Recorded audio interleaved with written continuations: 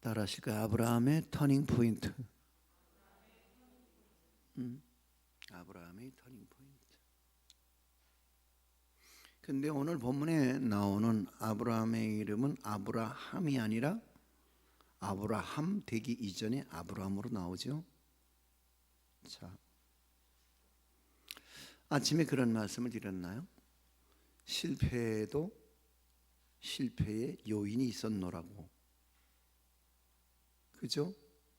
그 실패의 요인 네 가지가 뭐였었죠? 첫째는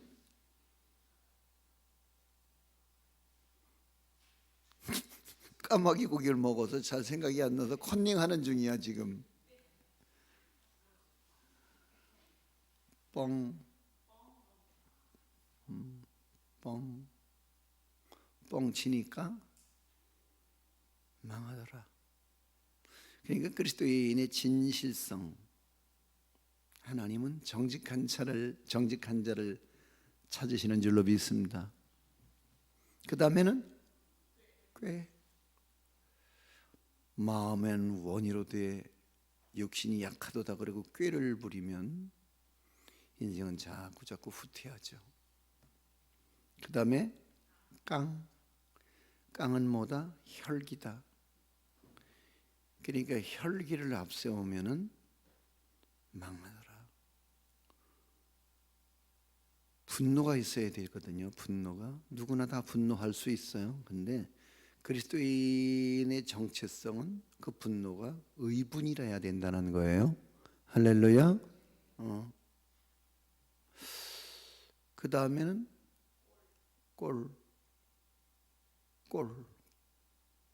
꼴은 정체성이더라. 그죠? 그러니까 꼴값을 떨지 말고 꼴값을 하는 게 그리스도인의 정체성이다. 이런 얘기인 거예요. 아멘.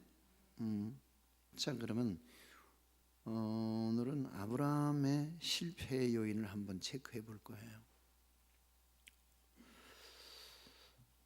아브라함이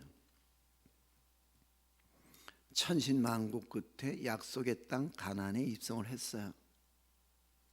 그런데 그 아브라함이 가나안 땅에 들어갔는데 공교롭게도 그 땅에 기근이 심했더라는 거예요.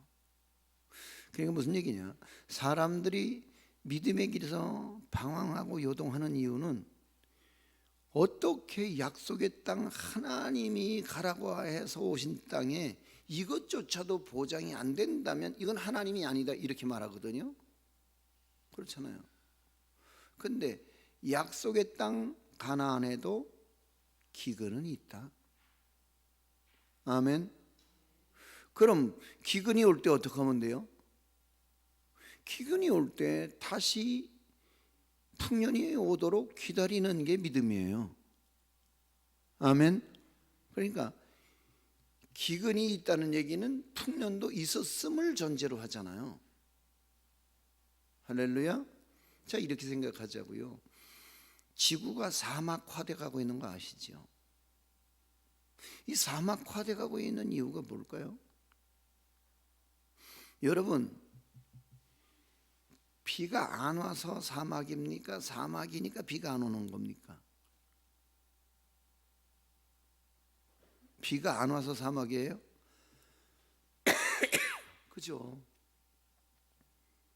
자, 그렇다면 사막에 지금이라도 비가 오면 사막이 아니죠.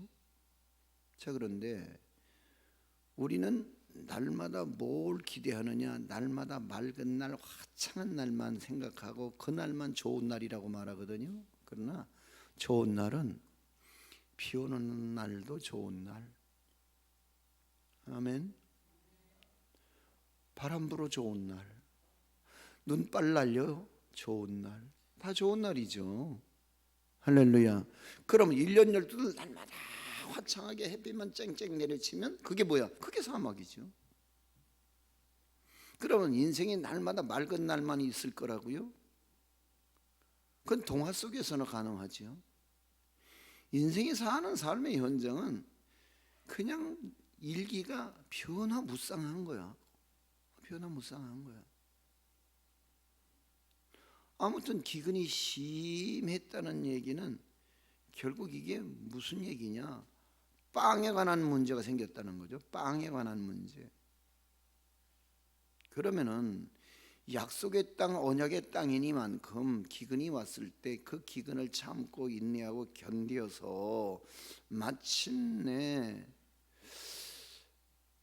정말 하나님의 풍성한 응답으로 풍년이 이루어질 때를 기다리는 게 믿음인데, 그래서 믿음은 전체가 다 인내와 연결되어 있어요. 할렐루야. 그러니까 이게 모든 게 참고 인내하고 견디고 버티는 게 믿음인데, 왜? 소망 중에 하나님을 바라니까. 할렐루야. 근데 이걸 방정을 떨고 이게 새털처럼 가벼운 엉덩이를 가지고 사방 떠다닌다고. 근데 믿음은 집시가 아니거든요. 그렇죠? 근데 오늘 여기서 아브라함이 실수하는 거예요. 빵 때문에. 그래서 천신만고 끝에 올라오던 길을 되짚어 내려가 버리는 거예요. 그러니까 딜레마가 어디 있느냐? 올라오던 길 약속의 땅에 겨우 정착하려고 뿌리 내리던 길에 또다시 애굽으로 내려갔는데, 애굽은 세상의 모형인 거예요. 그래서 하나님의 의도는 뭐였었죠? 그 가나안 땅에 있던 아브라함의 믿음이 애굽으로 내려갈 때 뭘 연상하게 하느냐면, 하나님은 애굽 땅에서 430년 동안 종속화되던 히브리 민족을 가나안 땅으로 끌어올리는 일이었잖아요. 할렐루야. 그 거대한 프로젝트. 그래서 하나님은 가시나무 불꽃 가운데서 모세를 부르시죠. 모세야 부르셔요. 그런데 이게 사실 아브라함이 갈대아 우르를 떠나서 그래서 가나안 땅까지 오는 데는 많은 시간이 소요됐단 말이죠. 떠났다고는 하지만 오다가 중간에 하란 땅에 머물러 버려요. 거기서 뭉개고 앉았는 거야. 그런데 하나님께서 다시 일어나 가나안으로 갈 것을 명령하시고 가나안에 왔다 싶었는데, 기근 때문에 그만 즐거우라고 다시 세상으로 돌아가는 거예요. 재앙이라. 재앙.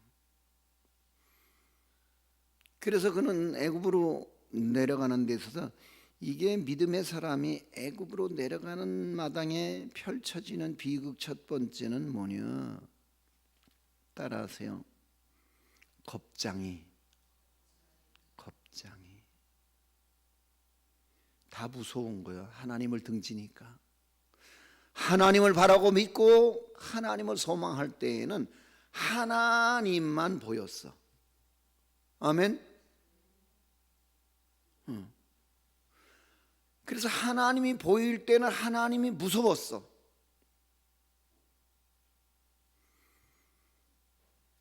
그런데 하나님이 무서운 순간에 세상은 안 무서웠거든. 그렇죠? 근데 하나님을 등지니까 하나님은 상대적으로 안 무서워졌는데 세상 모든 천하만민이 다 무서운 거야. 이렇게 보세요. 하나님을 바랄 때는 내 인생에 그림자가 없었어요. 빛만 가득했잖아요. 아멘. 하나님을 바랄 때는 그분이 생수의 근원이신 까닭에 목마름이 없었는데, 이분을 등지니까 날마다 기갈이야. 목말라 미치겠는 거야. 이분이 생명의 떡인데 떡 대신 주님을 등지니까 내 인생이 날마다 기하선상에서 허덕대는 거야. 날마다 배고픈 거야. 이분이 길인데 길 대신 주님을 등지니까 내 인생이 길이 없어져 버리는 거야. 자, 무슨 얘기인지 이해가 되시죠? 우리 청년들 잘 들으세요. 여러분의 믿음은 보장이 안 돼요. 보장이 안 돼요. 왜? 지금은 믿음이 좋아 보일 수 있어요. 그런데 아직은 세상에서 때가 덜 묻어서 세상 때를 묻히면서 변질이 돼버려요. 이상하게. 그죠? 그러니까 여러분, 교도소에 있는 사람들 믿음 좋은 사람들 많아요.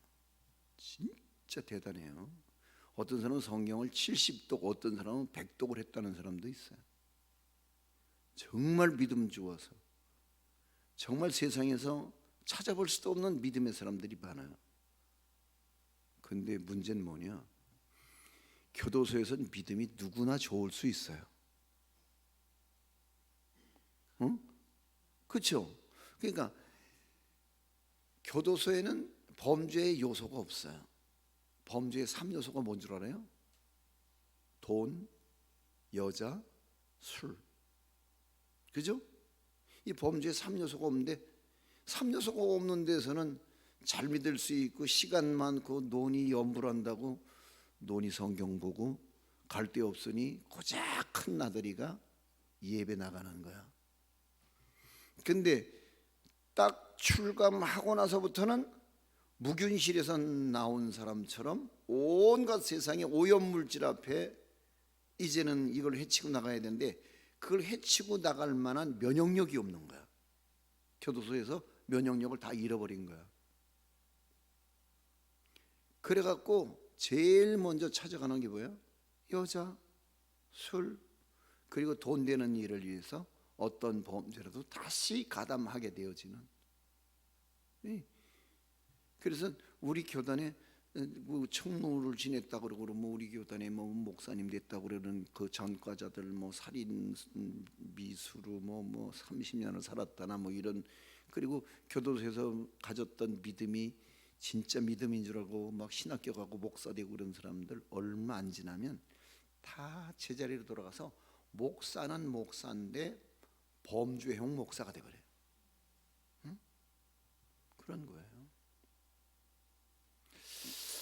자, 그러면 오늘 이게 하나님을 등지면서부터, 약속의 땅을 등지면서부터 다 무서운 거야. 하나님 외에는 다 무서워지기 시작한 거야. 그런데 특히 무서운 게 뭐냐면 애굽 사람이 무서운 거야. 왜? 아내가 너무 예쁜 거야. 아내가 너무 예쁜 거야.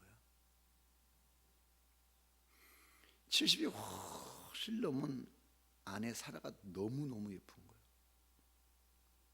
근데 그 예뻤다는 표현이 오늘 우리식으로는 이해가 안 되죠. 70 넘은 할머니가 이뻐 보야 얼마나 예뻐. 여러분, 여성들이 아무리 예뻐도 중년을 넘기면서부터 평준화되는 거야. 그래 안 그래? 평준화예요. 그리고 이제 한 80 넘으면 목숨에 평준화가 생겨요, 이제 다. 그래서 침대에 누운 놈이나 무덤에 누운 놈이나 뭐 다 똑같은 거죠, 뭐. 그러지는 거죠.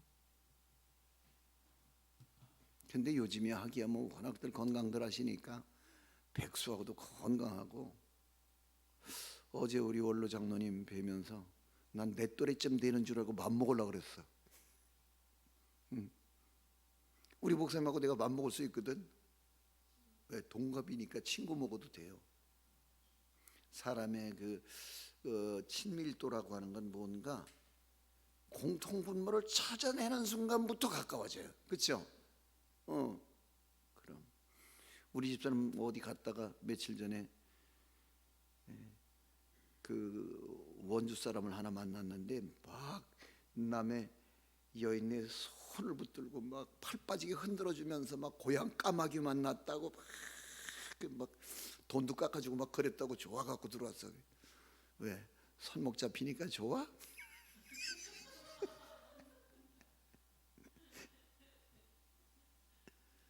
요즘 건강해서 백수를 산다 한들. 그렇잖아요. 인간이 어느 정도의 한계점에 딱 봉착하면은 평준화되어지는 거야. 지식도 집도 재산도 미모도 건강도. 그래서 나이가 들면서 내가 요즘에 제일 많은 투자는 병원 투자. 병원 가서 대기부 뽑아서 기다리고 거기다가 깎지도 못하고 외상도 못하고 현금 따박따박 내가면서, 그죠? 그거 막 이런 봉투에다가 막 약 담아갖고 막, 그렇게 존경스러운 눈을 보지 말아요. 되게 존경스러운가 봐. 그래갖고 병원에 갖다 주는 돈, 병원에 갖다 드리는 시간, 이런 것들이 아내하고 저하고 번갈아 가면서 하니까 너무 많은 거야. 아내가 교회가 불이 나면서 아내에게 가장 큰 건강의 위기는, 그 불나는 현장에 내가 없었는데 아내가 제일 먼저 뛰어갔다는 거예요. 내가 전화를 받고, 여보, 왜? 뭐해? 그냥 집에 있는데 교회 좀 한번 가봐. 왜? 아니 있잖아, 여보, 저기 아무튼 교회 좀 빨리 가봐. 아, 왜? 그 말을 해줘야 될 거 아니야. 그렇지만 저 하고 싶은 일 다 하고 누무적대고 갈 테니까, 급한 일 없으니까. 저기 교회가, 놀라지 마, 교회가 불이 났대. 뭔 그런 소리를 하고 우리 흉하게. 빨리 가봐.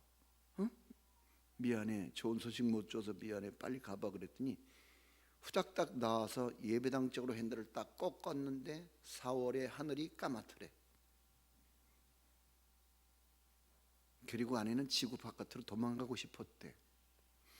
그리고 나도 없는 화재 현장에 가서 아내는 비명소리도 못 지르고 아야 소리도 못하고, 그게 다 불타서 주저앉아서 잿더미가 되기까지. 원집사님 고마워요. 이런 화상도 있어요. 태워다 주는 것도 고마운데 그렇게 감사해요. 내가 은혜 받으라고 거기다 놓고 온 거야.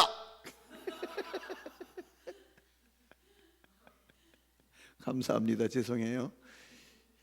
이런 화상 목사도 있어요. 아주 진상도 이런 진상이 어디 있어. 내 와서 망신을 톡톡히 산다 이번에. 아이 참나. 아니 글쎄, 열쇠 젖었다고 좋다 그러놓고 그 자리에다가 열쇠 들고 나오고 핸드폰은 놓고 나오니까 가다 말고 돌아온 거야. 앉아 회사 가시다 말고. 감사해요. 그래도 오너는 그런 거 다 할 수 있어. 내가 오야니까. 오너는 오야를 오너라고 그래. 근데 불은 예배당에서 났는데 그 불이 아내 가슴으로 옮겨 붙기 시작을 한 거야. 그래서 그걸 화병이라 그래. 응? 그러니까 자기가 울면 안 되는 거야. 왜? 자기가 지금 여기서 나도 없는 상황 속에서 아내는 모든 상황의 컨트롤 타워가 돼줘야 되는 거야. 그렇잖아요. 사실 부교육자라고 하는 거는 사실 그런 상황 속에서 책임감 있게 막 이렇게 할 수 있는 그게. 아무튼 아내가 그것 때문에 유방암으로 쓰러져 버리고 말아요. 더 무서운 건, 그리고 제가 온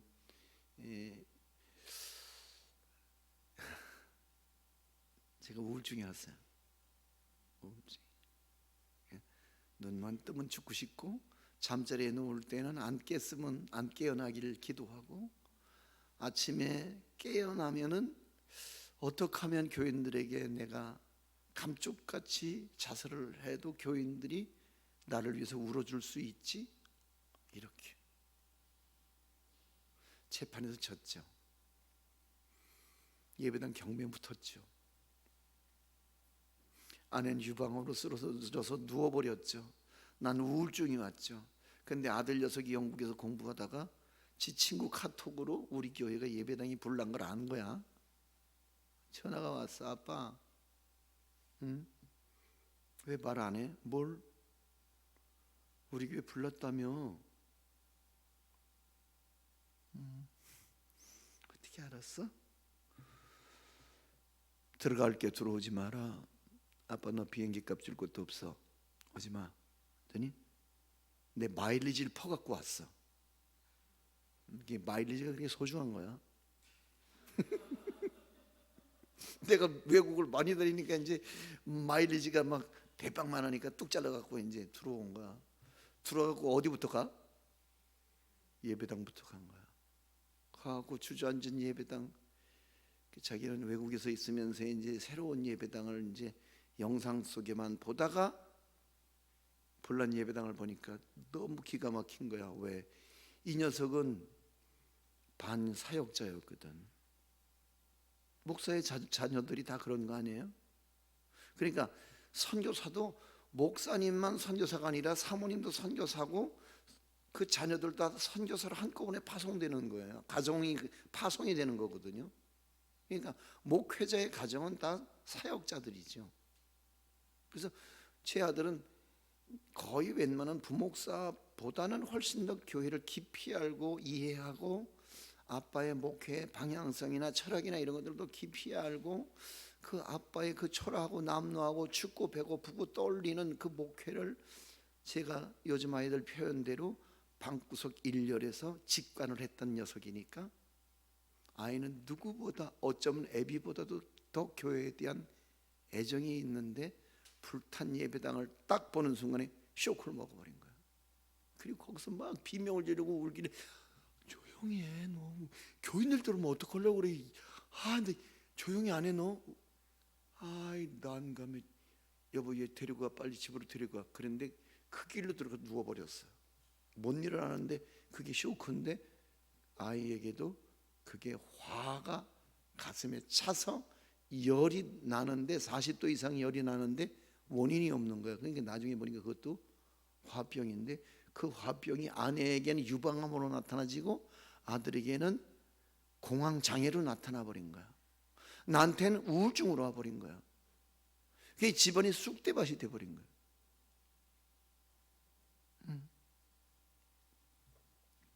그러면서 내 삶이 지겨워지고 두려워지고 무서워진 거야. 그러니까 왜 쓰나미가 오면은 한 방에 빵 치고 빠지는 게 아니라 여진이 계속 오는 거야. 그죠? 계속 오는 거지. 그러니까 여진이 계속 오면서 나머지를 다 쓰러뜨려 버리는 거야. 그나마 쓰나미에 어떻게 버텨냈던 거를 여진이 와서 또다시 계속 강탈을 하니까 그리고는 못 일어나잖아요. 지금 3만 명 넘었다 그러죠.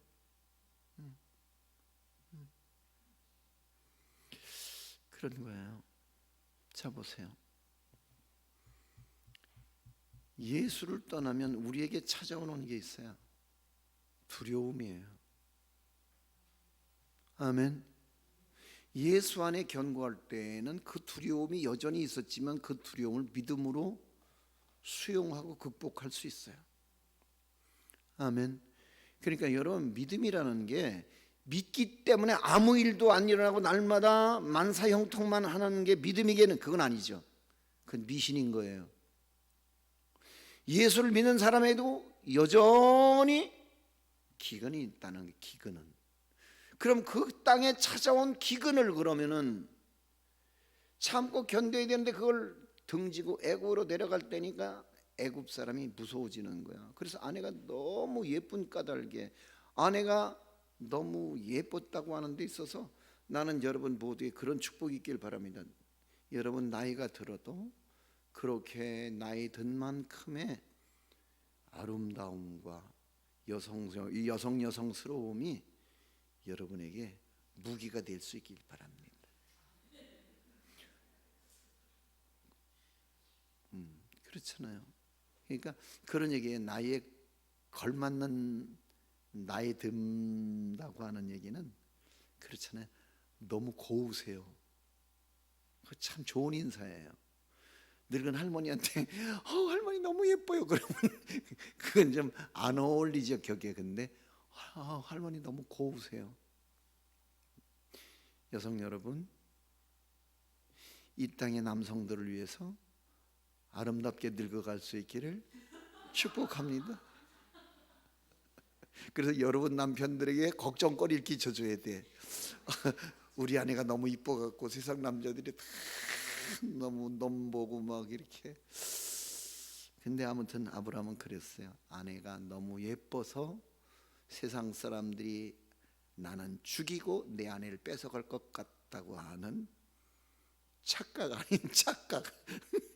그죠?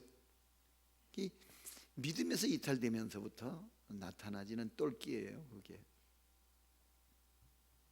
다 무서운 거야. 겁장이.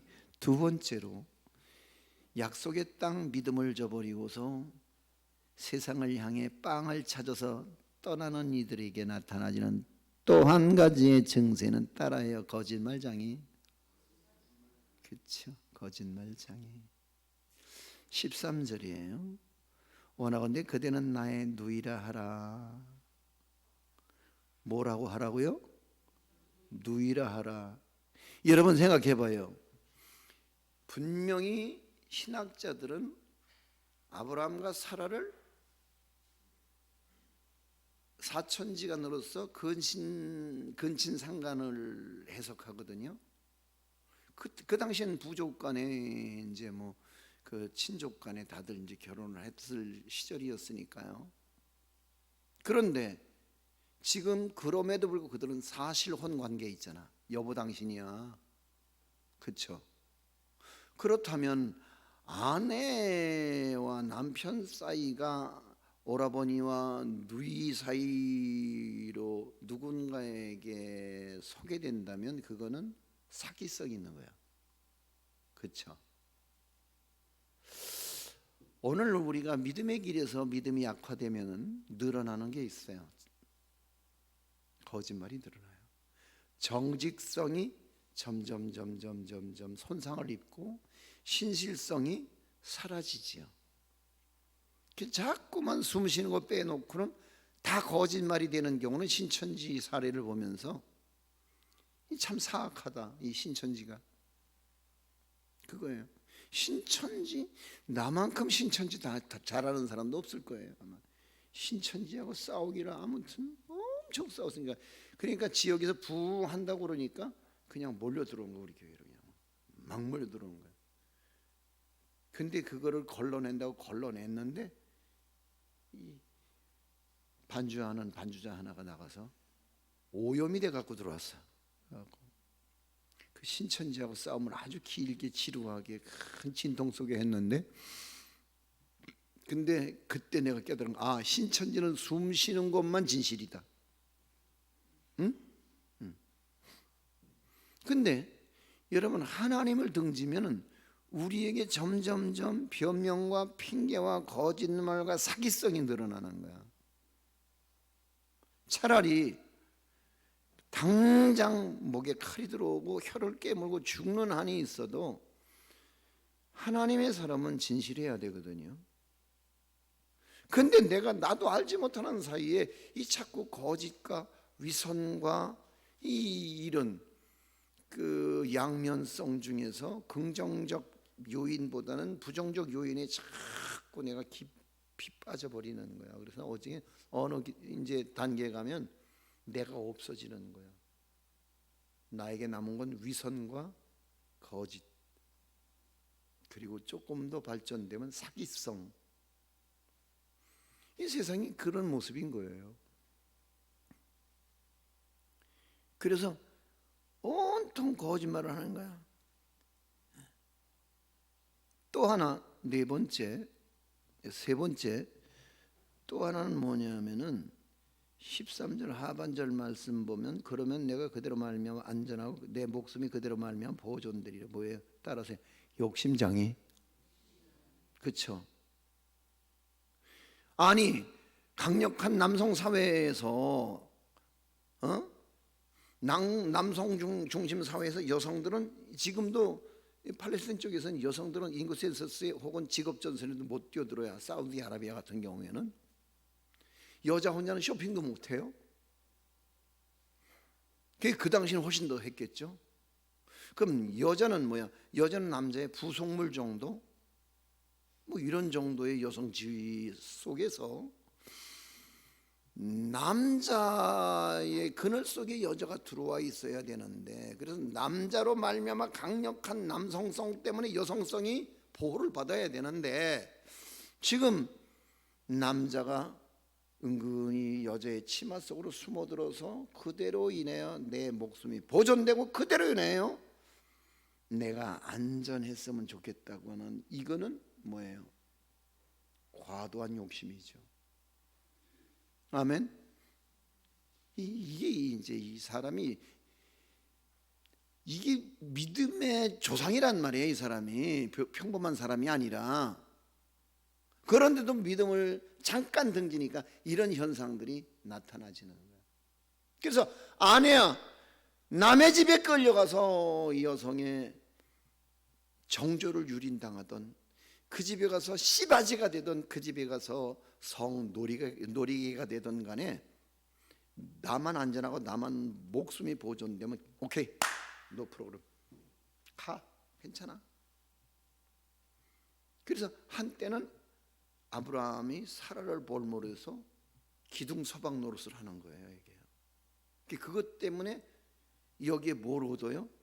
여기에 그 일로 인해서 양과 소와 노비와 암소 낙타를 얻었더라. 이게 기둥서방이지 뭐야. 그렇잖아요. 그래서 하나님을 등지는 순간부터 겁장이가 되고 거짓말장이가 되고 욕심장이가 돼버리는 아브라함의 모습을 보게 돼요. 자, 또 하나 봅시다. 또 하나 보면은 18절 말씀, 16절, 17절 말씀에 시작. 여호와께서 아브라함의 아내 사레의 일로 바로와 그 집에 큰 재앙을 내리신지라. 그래. 뭐예요? 이게 화근장애가 되는 거예요. 응? 화근 덩어리야 이게. 왜? 아브라함은 복덩이로 불렀거든요. 그죠? 복의 근원이라 이 사람이. 그래서 하나님께서 그를 부르실 때 뭐라고 부르는가 하면은 여기 12장 2절 말씀에 보면 이렇게 돼 있어요. 내가 너로 큰 민족을 이루고 네게 복을 주온 네 이름을 창대하게 하리니 너는 복이 될지라. 너를 축복하는 자에게는 내가 복을 내리고 너를 저주하는 자에게는 내가 저주하리니 땅의 모든 족속이 너로 말미암아 복을 얻을 것이니라. 이게 복의 통로란 말이에요. 아멘. 왜 우리 학교에서 체육 시간이나 남성들 같은 경우는 논산훈련소에 가서 제일 먼저 배우는 게 뭐예요? 기준 정렬이에요. 대열을 이루기 위해서 제일 먼저 기준, 여기가 기준이야. 이해가 되십니까? 아브라함이 지금 복의 기준점에 서 있어요. 근데 지금 복을 전달해야 할 복의 근원, 복의 통로가 된 아브라함이 지금 바로의 집에 재앙을 전하고 있어요. 그래서 지금 그 바로의 집이 아브라함의 아내 사레의 일로 큰 재앙을 만나게 되는 거예요. 이런 비참한 일이 있다고요. 여러분 잘 생각하셔야 돼요. 오늘 우리는 분명히 십자가의 전달자로서 복의 통로가 되고 구원의 통로로서의 사명을 감당할 때 그게 건강한 교회성이고 그게 진정한 크리스찬들의 사명이라고요. 할렐루야. 근데 이거는 가고 복을 전하라고 불러놨더니 하나님 등지고 애굽으로 데려가면서 애매하게 아브라함 일에 끼어들었던 바로의 집에 큰 재앙을 열어주는 그런 재앙의 통로가 되는 것을 볼 수 있어요. 그래서 화근 덩어리가 되는 거예요 이게. 그러니까 바로의 입장에서 보면 저 화근 덩어리 때문에 오늘 우리가 이 큰 재앙을 만났구나 이렇게 되는 거 아니겠어요? 그렇다면 오늘 우리의 사명은 뭐냐? 우리를 만난 사람 때문에 우리로 인해서 누군가 구원을 받고 누군가 정직하고 신실하며 누군가가 삶의 열정이 다시 불타올라서 그래서 멸망의 자리에서 구원을 얻고, 할렐루야, 아멘. 지옥 갈 자리에서 천국을 얻게 되고, 이런 놀라운 대변화가 우리로 말미암아 벌어지는 은혜가 있길 주 이름으로 축원합니다. 할렐루야. 재앙 덩어리가 된 거예요. 이게 화근 덩어리. 하나 더 볼까요? 여기 애굽으로 내려가는 그에게 의해서 또 하나 나타나진 현상은 18절 말씀이에요. 자, 시작. 바로가 아브라함을 불러서 이르되 내가 어찌하여 나에게 이렇게 행하였느냐, 내가 어찌하여 그를 내 아내라고 내게 말하지 아니하였느냐. 이 무슨 얘기예요? 욕장이가 되는 거예요. 욕을 바가지로 먹는 거예요. 응? 그죠? 나로 인해 하나님의 영광이 드러나고, 나로 인해 십자가가 누군가에게 깊은 감명을 줘서 전달이 되어야 되는 마당에, 오늘 나 때문에 하나님이 욕을 먹고, 나 때문에 교회가 욕을 먹고, 나 때문에 우리 교회 목사님이 욕을 바가지로 먹고 앉았는 거야. 아니, 나 때문에 저게 교회 목사, 저게 교회 장로야, 야야 제 교회 권사라며, 막 이런, 응? 난감 대략 난감해지는 거야. 이게 오늘 한국 교회의 모습이다, 이런 얘기죠. 자, 그러면 여기까지예요. 그러면 다시 정리해 할게요. 하나님께서 주신 약속의 땅 가나안을 등지고 세상의 모형인 애굽으로 빵 때문에 내려가는 인생에 나타나진 5가지 현상, 뭐다? 겁장이, 거짓말장이, 욕심장이, 화근장이, 욕쟁이가 돼버리는 거예요. 내가 여러분 외우기 쉽게 이렇게 장이라고 하는 말을 썼어요. 망했어요. 절망했어요. 세상이 이렇게 비참하고 이렇게 초라할 수가 없어요. 근데 여기서 멈추면 영원한 실패자라니까요. 근데 아브라함에게는 이 욕을 먹고 망신을 당한 이 일이 터닝 포인트를 만들어요. 아멘.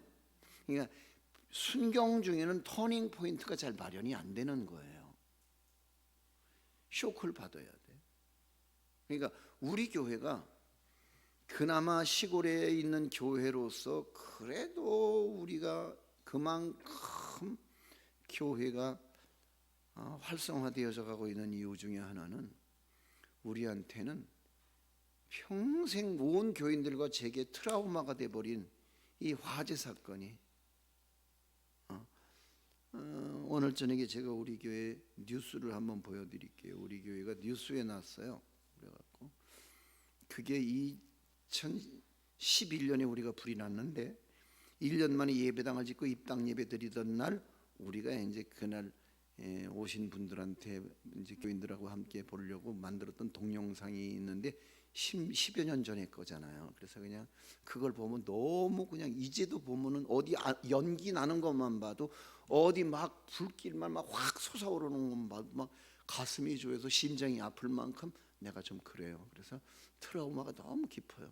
그래서 그걸 안 봤는데 요즘에서 좀 세월이 지나니까 조금 무뎌졌는지 그냥 덤덤한 마음으로 볼 수 있어서, 그래서 오늘 이따 저녁에 한번 보려고 내가 방송실에 좀 목사님 통해서 이렇게 넣었거든요. 이따 저녁에 한번 보여드릴게요. 근데 이게 영원한 트라우마가 돼서 그냥 그걸로 그냥 아브라함이 아브라함으로 죽어버리면 아무 소용없잖아요. 근데 거룩한 믿음의 조상으로서 우리의 롤 모델로 강력하게 온 세계에 파급 영향력을 주고 있는 아브라함. 그러니까 아브라함은 모든 종교의 믿음의 조상이에요. 유대교도, 이슬람도, 그죠? 기독교도, 천주교도, 맞죠? 맞아요. 근데 이유가 뭐냐?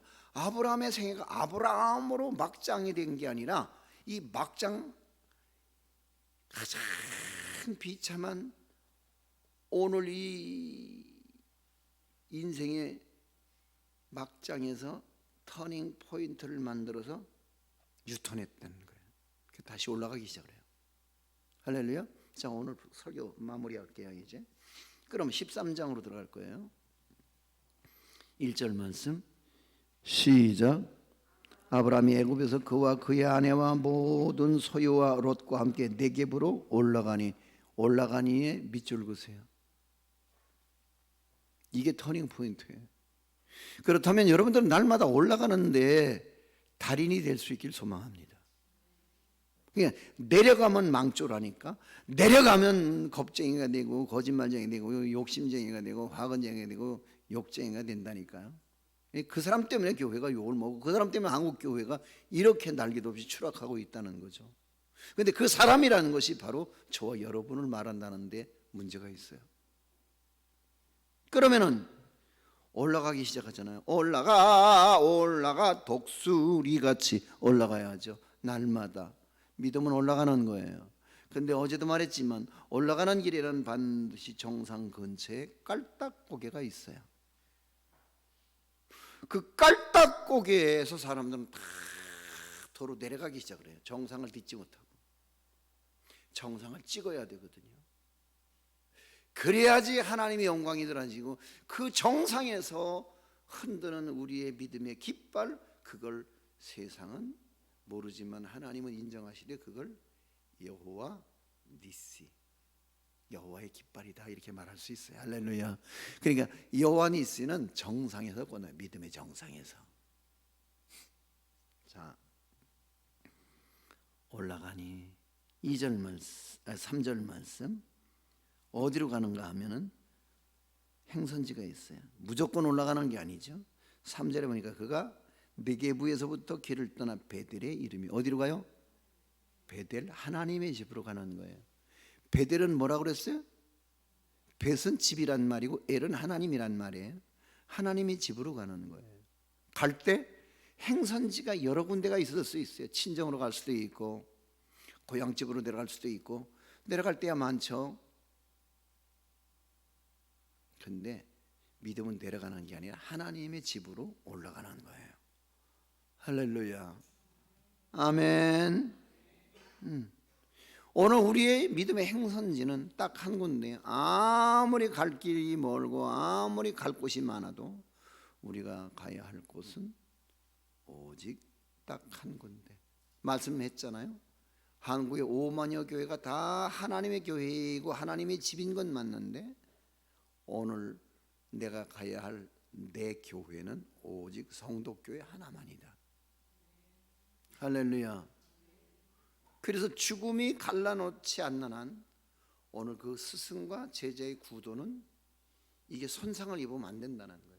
그러면 베델로 올라갈 때만 우리 목사님, 은혜스러운 목사님이 아니라 여리고로 내려갈 때도 두렵지만 그 뒤를 죽기까지 따라가는 게 골고다 언덕길까지.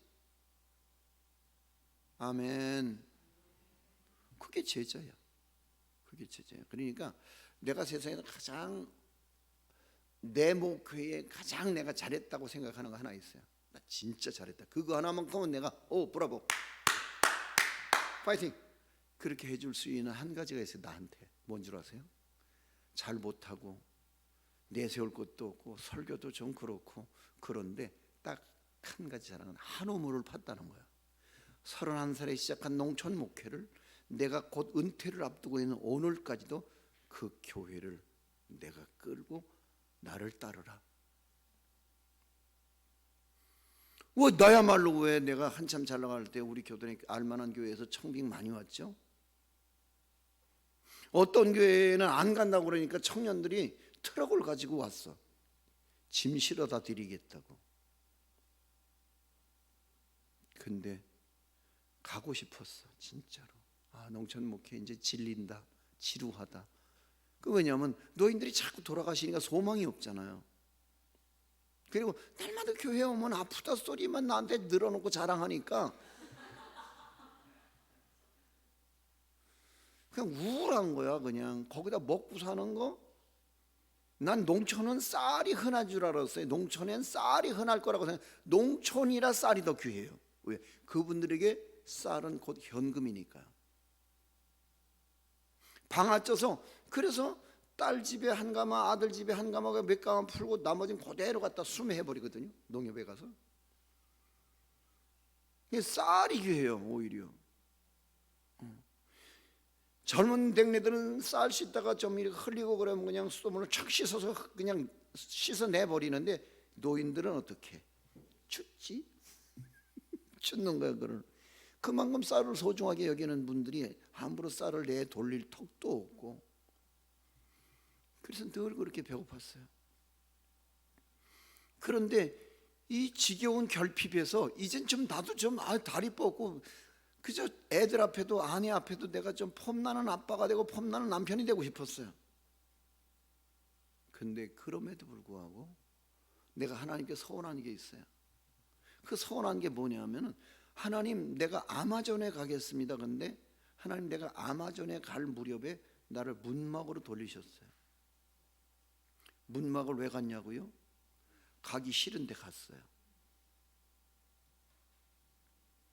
제가요 그 당시에 저희 형하고 저하고 뭘 했냐면, 한국에서 최초로 물휴지 공장을 했어요. 너무 일찍 한 거야.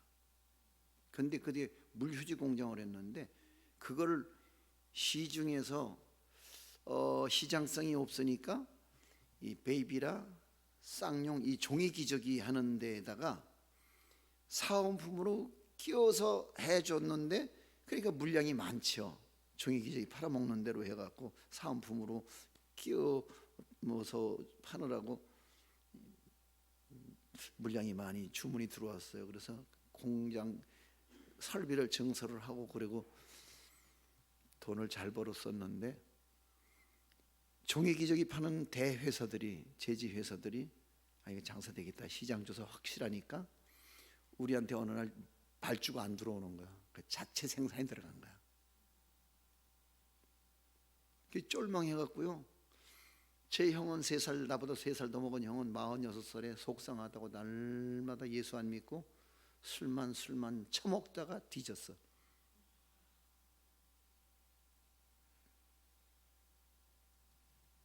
내가 세브란스 병원 영안실에 가서 그 형의 시체를 붙들고, 바보야, 세상에서 못 먹고 헐벗고 이렇게 하층민으로 살던 우리네 삶이 얼마나 서러웠는데 좋은 날도 못 보고 이렇게 죽냐, 너 바보 아니냐?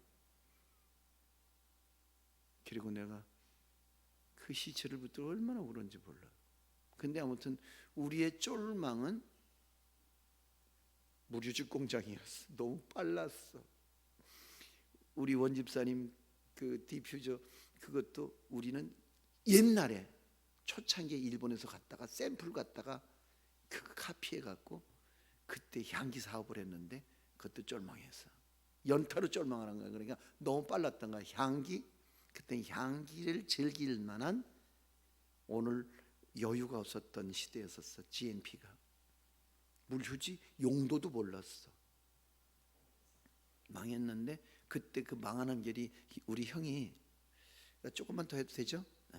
우리 형이, 야, 네 앞으로 당자 좀 하나 터야 되겠다 그러더라고. 형하고 같이 했는데, 그래서 가서 수표 개설을 했는데, 형이 이제 장사는 안 되고 발주도 없고 뭐 직원들 월급은 줘야 되고, 그러니까 그걸 가지고 직원들 월급 주고, 또 그거 가지고 막 가서 성질 나니까 막 양주를 막 그냥 막 이런 클래스로 막 퍼마시고, 다 술값으로 내 수표가 다 날아가 버렸어. 그리고 부도를 내버린 거야. 그게 내가 뜻하지 않게 경제 사범이 된 거야. 나는 한 푼도 써보지도 않았는데 형 술값으로 내 신용이 너덜너덜해진 거야. 근데 서울 은평경찰서, 서부경찰서에서 출두 서류가 왔길래 왜 오라 그러지? 그래서 갔다가 내 발로 걸어 들어가서 체포가 됐어. 그래갖고 유치장에 딱 갇혔는데, 딱 풀려날 수 있는 길은 뭐야? 돈이야. 돈만 있으면 돈 주고 수표 회수해서 찢어버리면 끝나는 사건이야. 그때까지만 해도. 근데 이게 이제 구속영장 떨어지기 30분 전에 이제는 소망이 없다. 해는 뉘엿뉘엿지는데, 그래서 그때 처음 서부경찰서 유치장 바닥에 무릎을 꿇어 내가, 하나님 어디든지 가르치면 가겠습니다. 그게 내 신학교 4학년 때야. 마지막 학기야. 어디로 가르치든지 가서 거기 가서 내 뼈를 묻겠습니다. 그때는 내 머릿속엔 아마존이었었거든. 근데 아내가 30분 전에 구원투수로 나선 거야. 어디서 돈을 꾸고 빌리고 얻었는지 아내가 나타났어. 그래서 구속영장 떨어지기 10분 전에 나왔어. 그리고 난데 그 다음 주에 우리 담임 목사님이, 그땐 집사였었잖아. 신학교 4학년인데도. 왜? 돈 버느라고. 내가 이렇게 사람에게 참 그래. 그래서 어쩔 수 없이 담임 목사님이 날 부르길래 장집사에 갔더니, 저 강원도에 문막 알아? 들어는 봤는데요. 거기 교회 하나가 교역자가 먹고 살 게 없어서 야반도주 했다고 소문난 교회가 있는데, 그냥 너무 가난해서 교인들이 노인들만 7명 있는데 갈래? 뭐라 그래? 뭐라 그러겠어요 여러분 같으면? 갈래? 안 가? 강집사는 가야지. 강집사인데, 강권사는? 강권사는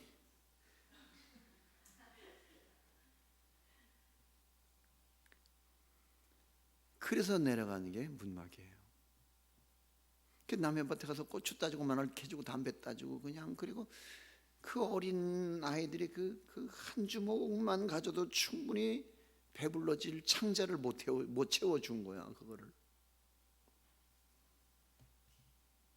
그런데 어느 날부턴가 내게 그 심한 우여곡절 속에 막 파란만장한 농촌 목회 40년, 그런데도 끝까지 그 자리에 있는 것이 하나님과의 약속이라고 생각했어. 죽겠다고 그랬으니까. 큰 교회에서 오라고 청빙을 해도 갈 마음은 있는데 못 가겠는 거야. 그래서 한 우물을 파서 오늘 내가 있어. 아멘. 무슨 얘기를 여러분에게 전달해 드리고 싶으냐 하면은, 여러분 교회 옮겨 다니지 마세요. 믿습니까? 잘하느냐 못하냐 그건 아무것도 아니야. 왜? 하나님은 한 방이라니까. 흥함도 망함도 한 방이요, 부도 귀도 한 방이요. 아멘. 근데 그때까지 버틸 수 있는 내공이 있어야 되는데 그게 인내야. 할렐루야. 너무 참담하거든요. 너무 죽겠거든요. 너무 뭔가 살만하다고 생각했는데 한 방에 불이 나서 잿더미에 앉아서 빚을 30억을 딱 끌어안았는데, 아내는 유방암으로 쓰러져 버렸는데, 아들 녀석은 공황장애로 넘어져 버렸는데, 나는 우울증이어서 살 용기를 잃어버렸는데, 도대체 이걸 어떻게 하면 좋으랴? 그렇잖아요. 근데 나는 끝까지 그 아버지의 집을 지키려고 했어요. 베델. 아멘. 여러분 모두에게 그런 은혜가 있길 주 이름으로 축원합니다. 그러니까 믿음은 지구력 싸움이다, 이런 얘기인 거예요. 자, 그럼 4절 말씀이에요. 시작. 그가 처음으로 제단을 쌓은 곳이라. 아멘. 뭐예요? 첫사랑을 회복하는 일이에요. 아브라함은 지금 천신만고 끝에 가나안으로 갔다가 다시 애굽으로 내려가는 사이에 때가 많이 묻었어요. 그게 처음처럼이 안 되는 거야. 처음처럼이. 그 십자가만 봐도 가슴 물렁거리고 눈물을 흘리고 막 콧날이 시큰해졌던 내 첫사랑이 언제부턴가 없는 거야. 내가 기도하다가 울어본 적이 언제인지, 내가 설교를 듣다가 울어본 적이 언제인지 내가 희미해져 버린 거야. 왜? 너무 겹겹이 때가 묻어서 찌들어 버린 내 영성. 근데 아브라함은 어디로 가요? 처음으로 들어온, 처음 제단을 쌓았던 곳. 그러니까 처음처럼이란 얘기는 쇠주 이름이 아니라 우리의 첫사랑이라는 거야. 첫사랑의 회복. 할렐루야. 아멘. 자, 결론이에요. 4절 하반절 여기 보니까 그가 거기서 여호와의 이름을 불렀더라. 오늘 우리는 교회 와서 여호와의 이름도 부르죠. 여호와의 이름도 부른다는 얘기는 여호와의 이름 외에도 부를 이름이 많다는 거야. 남편의 이름, 자식의 이름, 세종대왕, 신사임당. 우린 부를 이름이 너무 많은 거. 교회 와서 빨랑 아멘 해봐 봐봐. 아멘. 그렇잖아요. 그런데 오늘 오로지 이 처음으로 돌아와서 아브라함은 여호와의 이름만 불렀다는 거죠. 할렐루야. 그게 오늘 회복의 키워드예요. 여러분, 때로는 신사임당의 이름을 목 놓아 부를 때 있어요. 한 맺힌 가난 때문에. 그렇죠? 그런데 나는 정말 부끄럽게도 내 생애에 불러서 보상받으려고 내가 소송 걸어놓고 내가 목 놓아 불렀던 이름, 김기현 변호사의 이름 불렀어. 김기현 변호사의 이름을 잘 부르면은 그놈이 우리를 이기게 해줄 줄 알았는데 그게 우리 사건 맡아놓고 국회의원 출마를 해버렸어. 어느 교회 안수집사인데 우리 사건은 거들떠보지도 않고 유권자들 악수하러 다니다가 재판이 붙었어. 그래갖고 졌어. 지방에 있는 개인 변호사가 로펌의 변호사들을 못 이겼어. 쳤어. 그래서 망하던 터에 한 방 더 맞은 거야. 우리가 오히려 이 시행사에게 돈을 물어줘야 되는 구조가 돼버린 거야. 3억 3천만 원을 물어주래. 그런데 지방법원, 고등법원, 대법원까지 5년 가도록 썼는데 5년 동안 3억 3천만 원이 법정이자 25%, 배보다 배꼽이 더 커졌어. 그러니까 빚이 줄줄 않고 폭 늘어나는 거야. 예배당은 없어지고 교인들은 안 나오고. 그러니까 경매 붙어버리고. 가망이 없죠 뭐. 근데 그날에 내가 목 놓아 불렀던 변호사의 이름이 어느 날 내가 재판에서 지고 나서 그 이름이 별것 아닌 이름이었다는 사실 그날에서 깨달았어. 내가 불러야 할 이름은 오직 하나님의 이름이었건만 하나님의 이름만 불러야 할 목사가 하나님의 이름을 부르지 않고 하나님의 이름도 변호사의 이름도, 그리고 그 당시에 정말 필요했던 거는 신사임당이었었어. 돌아오는 이자를 감당을 못하니까 한 20억 30억 이렇게 굴러가면요 이자가요 이 정신이 없는 거야. 그 예배라도 들으면 헌금이라도 나와서 보탬이 될 텐데 예배도 공간이 없으니까 예배도 잘 못 드리는 거야. 적은 공간에서 전 교인들이 돌아가면서 40분 단위로 예배를 끊어드리는 거. 주일날 교인들이 오고 싶어도 장소가 협소하니까 서로 양보하느라고 안 오는 게 믿음인 줄 알아. 특수 병신들이. 미안해요. 그죠? 그리고 나는 더 이상 일어날 기력이 없었어요. 그리고 어느 날 재판에서 지고 나서 이름을 바꿨어요. 하나님의 이름만 부르기로. 그리고 나는 이렇게 거뜬하게 날아올라서 우리 교회는 세계를 섬기는 교회가 되었어요. 할렐루야. 우리 교회에는 컴패션만도 한 달에 150명을 지원을 하고 아프리카에 우물 파고 단독 선교사 보내고 여럿이, 이 단독 선교사가 여럿이 있죠.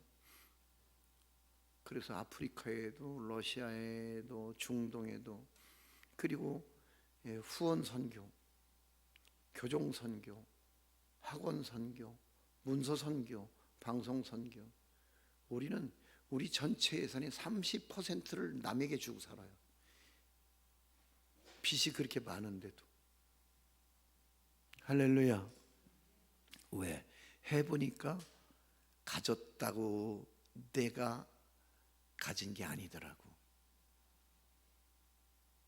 응? 그래. 그래서 오늘 여기서 마지막으로 여러분에게 팁으로 드리는 구절이 바로 2절이에요. 13장 2절. 시작. 아브라함의 가축과 은과 금이 풍부하였더라. 그러니까 이게 뭐예요? 여러분, 소유라고 하는 거는, 여러분, 이게 얼만큼이 되느냐가 기준이 아니라 어떻게 느끼느냐예요. 왜? 내려갈 때도 그거 다 끌고 내려갔던 거거든. 그죠? 물론 어느 만큼은 바로의 집에서 기둥서방 노릇을 하면서 좀 얻어낸 은금과 가축이 있긴 하지만, 그쵸? 그래서 양과 소와 노비와 암소 나귀와 낙타를 얻은 건 사실이지만, 기본적으로 아브라함은 부자였다는 거예요. 그런데 내리막을 타서 세상을 향해 내려갈 때에는 안 느껴졌다는 거죠. 근데 다시 올라가는 길에서 13장 2절에 아브라함에게 가축과 은과 금이 풍부했다고 하는 얘기는 무슨 얘기냐? 이건 소유에 비한 말씀이 아니라 이거는 아브라함이 그렇게 느낄 수 있었다는 거죠. 그러니까 복은 뭐예요? 복은 소유가 아니라, 소유도 소유가 아니라는 거죠. 형통도 소유가 아니더라. 그게 이번에 와서 제가 여러분에게 강조하는 얘기예요. 아멘. 어느 날부터인가 문득 이게 오르막길에서 풍부하게 느껴지기 시작하는 거야. 내리막길에서는 똑같은 소유지만 이게 풍부하게 여기지를 않는 거예요. 할렐루야. 그래서 오늘 우리의 믿음은 소유론적이거나, 이게 오늘 우리가 누리는 물량적인 게 아니라 자족의 개념이고 지족의 개념이라는 거예요. 할렐루야. 자, 오늘 여기까지 해요. 할렐루야.